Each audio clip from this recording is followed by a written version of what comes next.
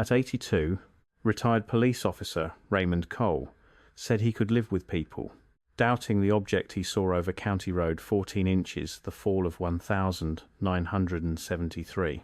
What he could never accept was the missing negative. He had been 29, 6 years into patrol work, carrying a department camera because a traffic collision earlier that night required photographs.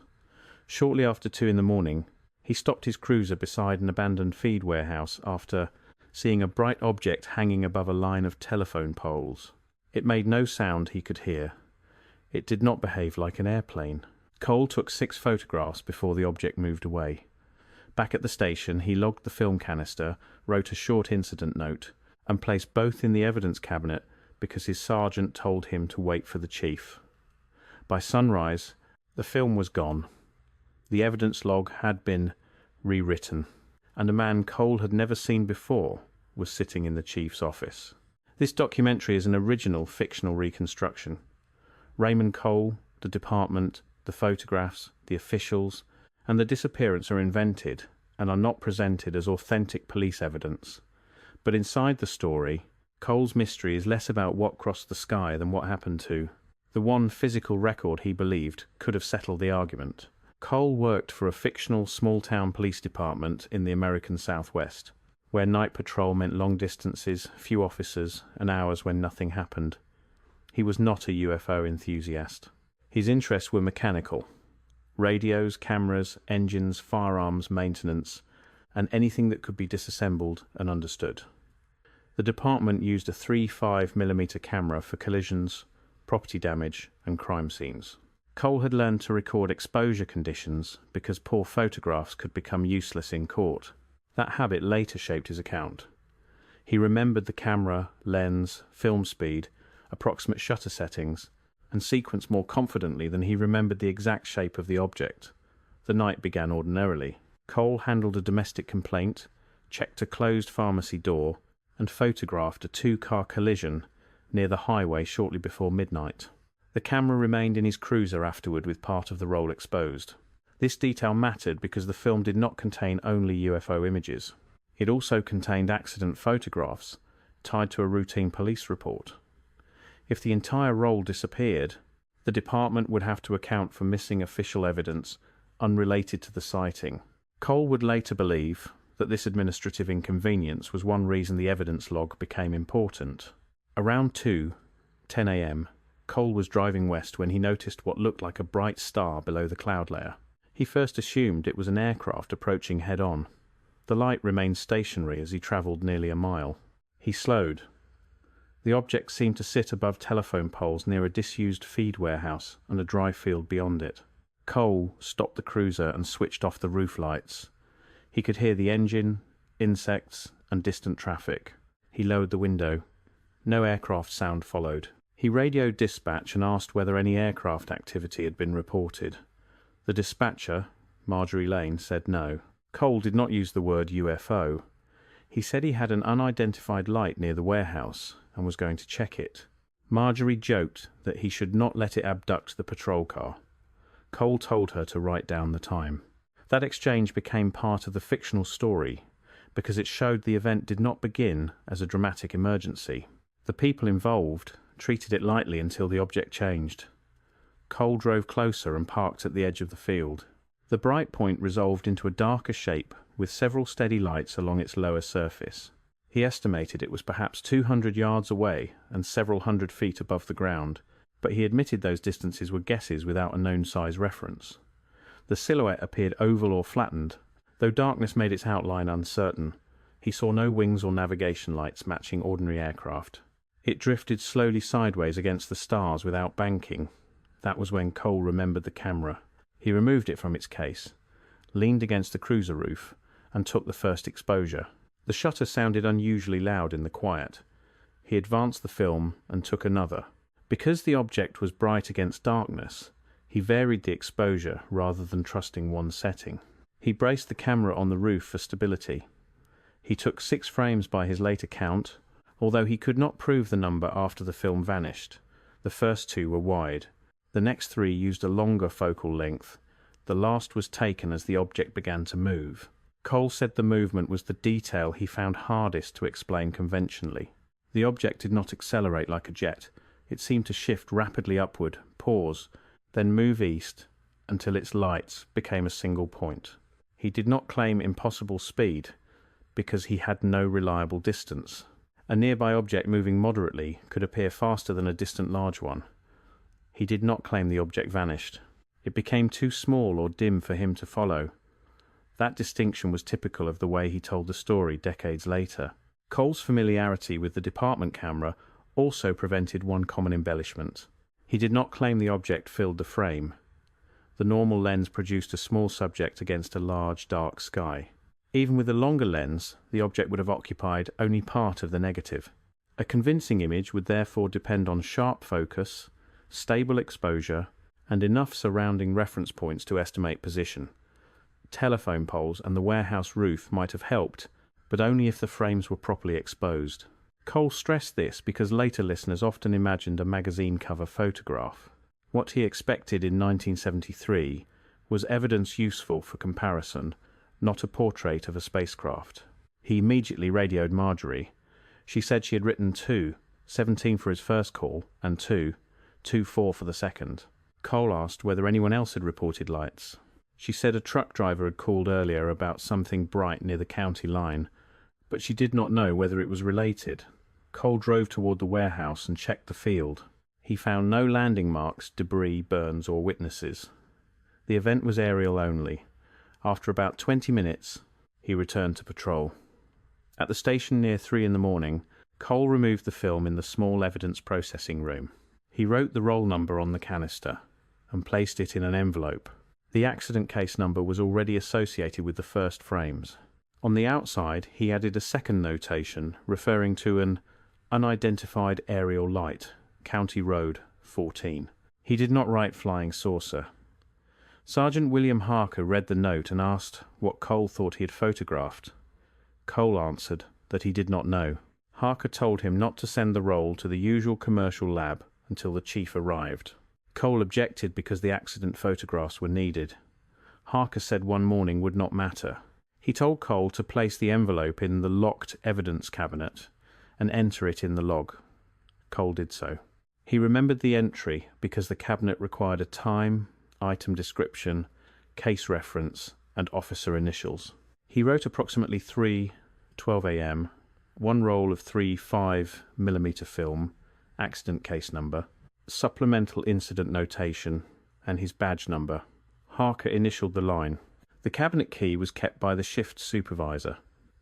Before ending his shift, Cole typed a one-page memo. He described a bright stationary object, apparent dark body, lower lights, slow lateral movement, and rapid departure. He listed 6 photographs. He gave the memo to Harker and kept no copy. This would later seem careless, but police officers in small departments did not routinely create duplicate private archives of internal reports. Cole believed the official system was the safest place for the record. The idea that he should secretly preserve evidence assumed he already expected the department itself to become part of the mystery. Cole went to the locker room, drank coffee, and waited for the chief, because Harker asked him not to leave.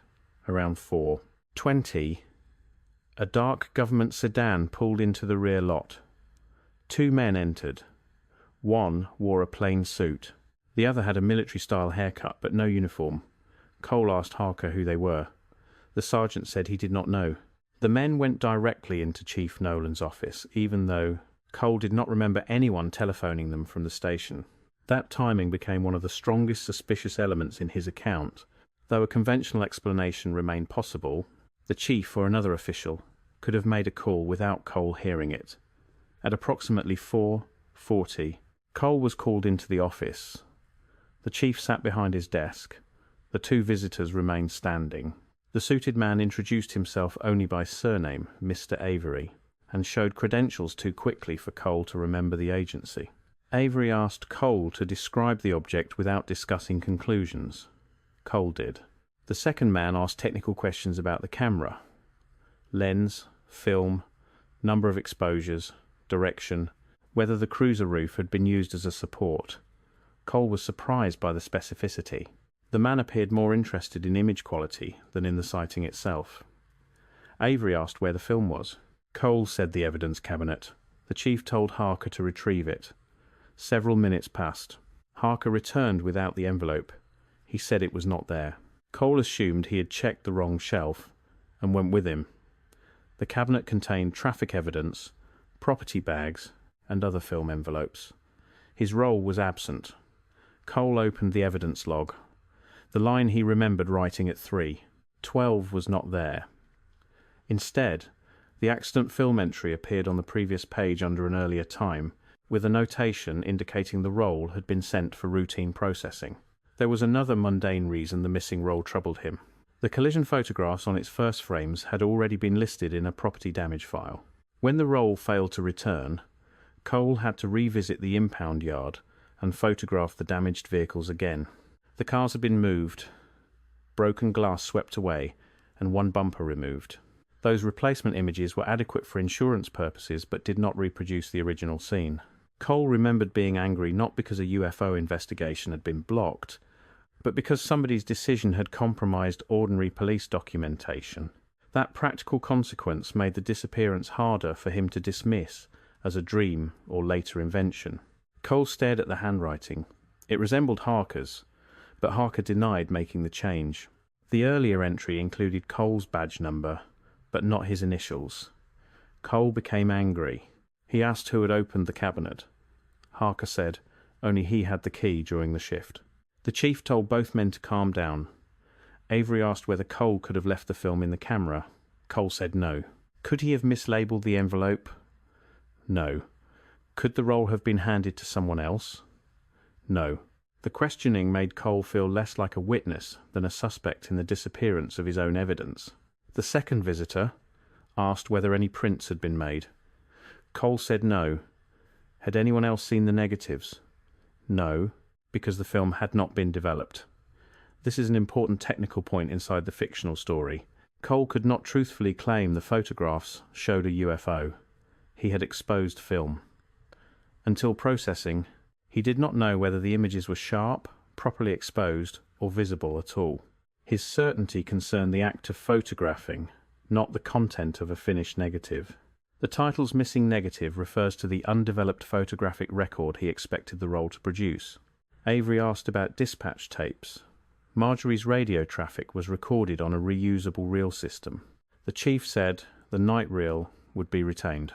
Cole asked that his memo and the dispatch record be attached to a formal incident report. The chief declined, saying there was no crime, accident, or public complaint requiring one. He told Cole to write a supplemental note for internal review. Cole left the office feeling that the event was being reduced, administratively, before anyone had established what happened to the film. At 5:30, dawn began to lighten the eastern horizon. Cole checked the cabinet again. Nothing. He went to dispatch and asked Marjorie to show him her handwritten call sheet. The entries at 2, 17 and 2. 24 were there. She had written Cole Strange Light CR14 beside the first and Gone East beside the second. Cole asked her not to throw the sheet away. She laughed and said he was acting paranoid. Before he left, he copied the 2 times onto the back of a gas receipt. That tiny private note became the only contemporaneous item he claimed to retain. By the time Cole returned for his next shift, the atmosphere had changed. The visitors were gone. Chief Nolan told him the matter involved possible military flight activity and required no further action. Cole asked about the film. Nolan said it had been transferred for processing through appropriate channels. Cole asked which channels. The chief refused to say. He also said the accident photographs would be replaced by photographs taken later at the impound yard, if necessary. That solution confirmed to Cole that the original roll was no longer expected back soon. Several days later, Cole asked Harker whether he had learned anything. The sergeant said, "Drop it." Cole pressed him. Harker looked toward the hallway and said, "Ray, the film was in the cabinet when I checked it after you logged it." That sentence contradicted what Harker had said in front of the visitors. Cole asked who removed it. Harker answered, "I didn't say that." Then he walked away. Cole never obtained another clear statement from him.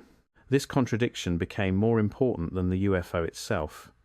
If Harker's private comment was accurate, the film disappeared between approximately 3:12 and 4:40, while the evidence cabinet was under departmental control. Someone with a key, access, or cooperation removed it. If Harker was mistaken, the chain of custody could have failed through ordinary error. Small departments were not perfect laboratories. Evidence could be mislabeled, transferred, or logged incorrectly. Cole admitted this. What bothered him was the simultaneous alteration of the log and arrival of outside visitors. Years afterward, Cole tried to reconstruct who could have known about the sighting before the visitors arrived. Marjorie heard the radio calls. Harker knew about the film. The chief could have been telephoned at home. A county dispatcher or nearby military facility might have monitored police frequencies. The truck driver's earlier report could have reached another agency. None of these routes required mysterious surveillance. The rapid appearance of outsiders felt ominous to Cole, but a small communication network can move information quickly, especially when unusual aerial activity occurs near sensitive facilities. He kept that conventional pathway open, even while believing the film was deliberately removed. Cole filed no complaint at the time. Critics inside the fictional story would later ask why a police officer who believed evidence had been removed did not contact a prosecutor or state agency. His answer was career pressure. Chief Nolan controlled scheduling, evaluations, and advancement. The missing roll contained photographs of an unexplained light, not evidence in a murder. Cole had a young family and no desire to become the officer known for accusing his chief of stealing UFO film. He chose silence, though unlike other witnesses in this channel's fictional stories, no one needed to order him explicitly. Institutional pressure did the work. For the next year, he periodically asked about the roll. The answer remained that it had been transferred or lost. The accident case was closed using replacement photographs. His UFO memo disappeared from the internal file. Marjorie's dispatch reel was reused according to normal practice, erasing the radio traffic. The handwritten call sheet was discarded with other routine logs. One by one, every official trace became unavailable. Cole still had the gas receipt with 2 times written on the back, but without context those numbers proved nothing. He eventually left the department for a larger agency and completed a conventional career. He investigated burglaries, traffic fatalities, assaults, and missing persons. He testified in court and became known for careful notes. That professional identity complicated his later decision to speak. Police experience could make him a compelling witness, but it did not make him immune to memory error. Cole understood that credibility was not the same as verification. An honest officer could misidentify an aircraft. An experienced photographer could overestimate what a negative might show. A sincere memory of a changed evidence log could still be mistaken after decades. Cole avoided public UFO groups for many years. He feared that the missing film would become more valuable in imagination than it ever could have been in reality. An undeveloped roll is perfect evidence for a legend, because nobody can inspect it. People can imagine 6 flawless frames showing a structured craft. Cole repeatedly corrected that assumption. Night photography in 1973 was difficult. Camera shake, exposure, focus, and motion could have ruined every image. "Maybe I photographed 6 black rectangles," he told his daughter. "That isn't the point. The point is, somebody decided I wasn't allowed to find out." His daughter first heard the story after Cole retired. She asked why he had kept the old gas receipt in a small envelope with his badge and academy photograph. On the back were the times 2, 17 and 2, 24, Cole explained. She initially thought he was joking. Then she noticed he could describe the evidence procedure more clearly than the object. She began recording his account and asked him to separate what he saw from what he inferred. Cole appreciated the method because it resembled police interviewing. Under direct observation, he listed the stationary light, dark apparent body, several lower lights, lateral movement, upward movement, and departure east. He listed taking 6 exposures, logging the film, seeing the evidence log later without his entry, and meeting 2 unknown visitors. Under inference, he placed the words spacecraft, government agents, confiscation, cover-up, and extraterrestrial. He believed some of those inferences were possible. He could not establish them as facts. The distinction became the foundation of his final testimony. His daughter asked whether the object could have been a helicopter. Cole said the silence and movement did not fit, but distance could have misled him. A balloon? The lateral drift might fit, the rapid upward movement less so. An aircraft seen at an unusual angle, possible for part of the observation. A classified military platform, also possible and consistent with outside interest in the film. The year 1973 sat within an era of active aerospace development. Cole never gained access to records that could eliminate those explanations. His daughter also asked whether Harker's notebook could have been misdated. It could. The pages were organized by week rather than formal case number, and some reminders had no dates. The line about Ray's film appeared among entries consistent with the period, but handwriting analysis and paper dating were never performed inside the fictional narrative. The family therefore treated the notebook as a clue, not authentication. Cole appreciated that restraint. After decades of missing evidence, he did not want a newly found scrap of paper promoted into certainty simply because it supported him. Then she asked a more difficult question. What if the visitors did not take the film because it showed something extraordinary? What if they took it because it might show classified ordinary technology? Cole had considered that for years.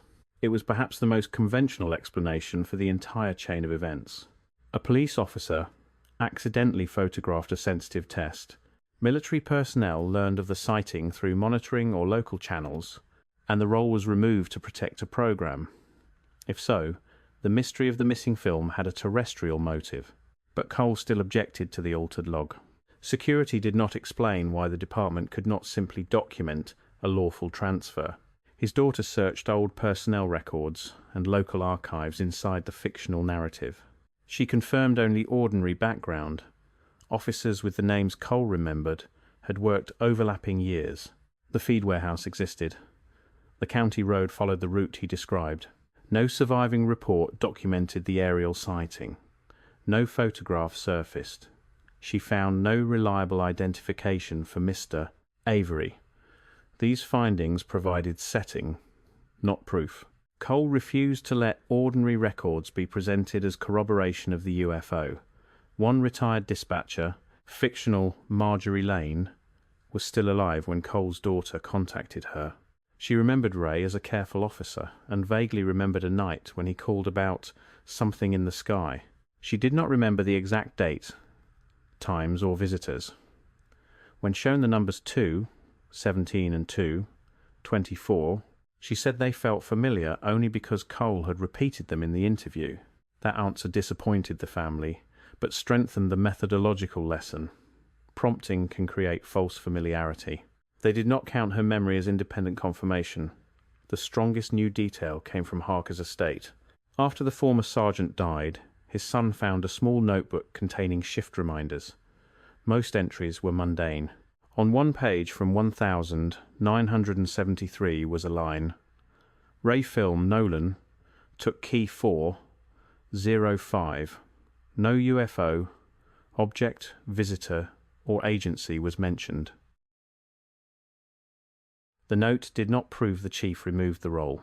It suggested only that Harker believed Chief Nolan took the evidence cabinet key around the period Cole remembered.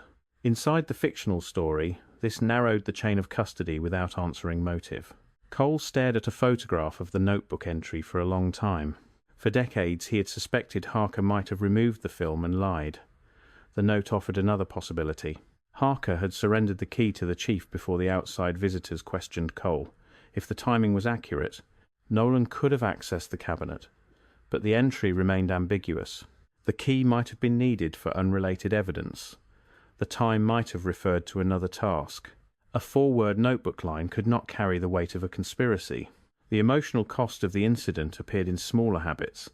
Cole stopped carrying a personal camera for years. At family vacations, he handed photography to his wife.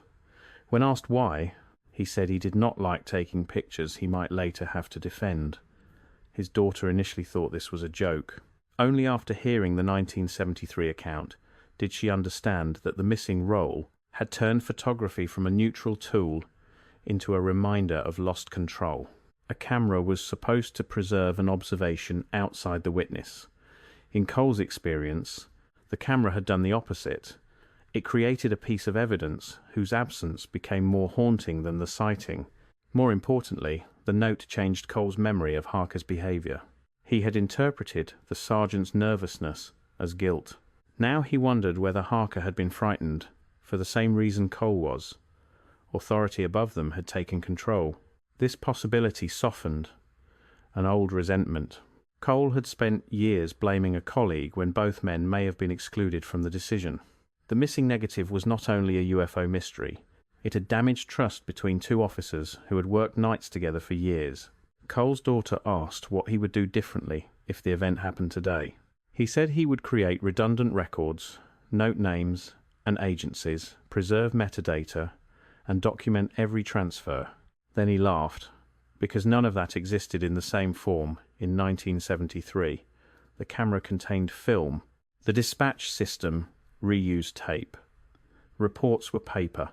Evidence control depended on keys, handwriting, and institutional trust.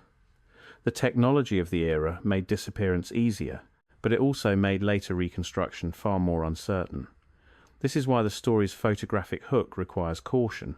A photograph is not automatically strong evidence, and a missing photograph is weaker still. Cole never saw a developed negative. He never held a print showing a craft. The most that can be said inside the fictional narrative is that he exposed a roll of film while observing an unidentified aerial object, and that the roll disappeared from the chain of custody before routine processing. Any claim about what the images would have revealed belongs to speculation, yet the disappearance mattered because it changed Cole's relationship with his own observation. If the film had been developed and shown only blurred lights, he might have forgotten the incident. If it had shown a recognizable aircraft, the mystery might have ended. If it had shown a structured unknown object, he would at least have possessed something external to memory. Instead, the missing roll froze the event at maximum uncertainty. Nothing could confirm him, and nothing could correct him. In his final interview, Cole placed the old gas receipt beside a modern digital recorder. The paper was stained and almost blank except for the 2 times. His daughter asked why he kept something so useless. Cole said, "Because it was the only thing nobody asked me for." The answer captured the emotional logic of the evidence. The receipt did not prove a UFO. It proved, at most, that 2 times mattered enough to a young officer that he wrote them down before sunrise. Everything else had remained inside institutions or memory. Cole no longer believed the missing film necessarily indicated knowledge of extraterrestrial craft. A classified test program remained plausible. Administrative misconduct remained plausible. Simple evidence mishandling remained possible, though he considered the timing difficult to accept. He also acknowledged that his memory of the object had been exposed to 50 years of UFO imagery.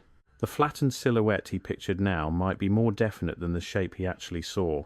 Therefore, he preferred the phrase unidentified aerial object in its literal sense, something in the air he did not identify.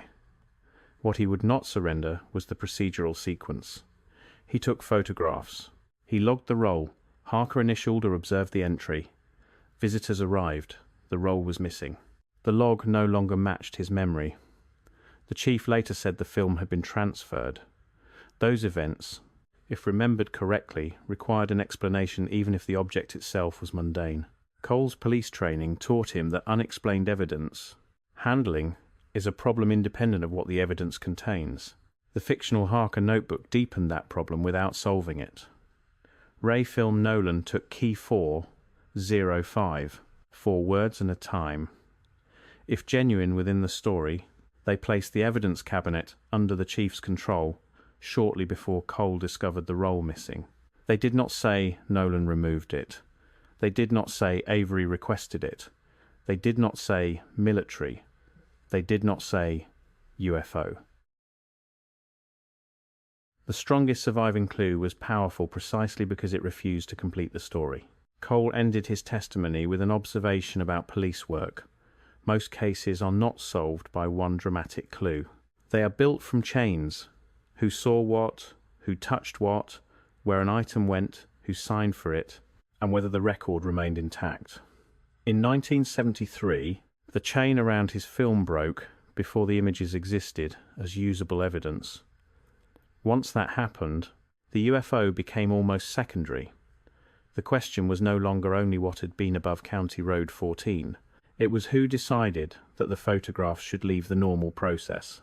This fictional documentary does not present Raymond Cole as a real former police officer or the missing film as authentic historical evidence. No real department is accused of suppressing UFO photographs. The story is designed as a restrained witness confession built around chain of custody, photographic uncertainty, and institutional pressure. Its mystery remains unresolved by design. The film might have shown an extraordinary object, a classified aircraft, an ordinary light, or nothing useful at all. The disappearance prevents every answer. Just before the interview ended, Cole's daughter asked the question he had avoided for half a century. If the roll appeared tomorrow, what did he hope would be on it? Cole looked surprised. He had spent so long wanting the film back that he had never framed the desire that way. Finally, he said, he hoped the pictures showed something ordinary. A helicopter, an airplane, a balloon, even a processing failure. She asked why. Cole answered that an ordinary image would mean he had spent 50 years with a mystery created by people, procedure, and fear, rather than something impossible in the sky. Then he added that if the frames showed the object exactly as he remembered it, he would still have questions. A clear photograph would establish shape and light, not origin. It would not explain the visitors, the cabinet key, the altered log, or why the chief never documented the transfer. Evidence answers only the question it can answer. Cole had learned that, in police work, long before 1973, but the missing roll forced him to live by it. His last reliable image of that morning was sunrise, reflecting off the station windows, while he stood beside his cruiser with the empty camera case on the passenger seat. The object had been gone for hours. The film had been gone for less than 2. He drove home knowing that something he had placed inside a locked cabinet no longer existed, where procedure said it should.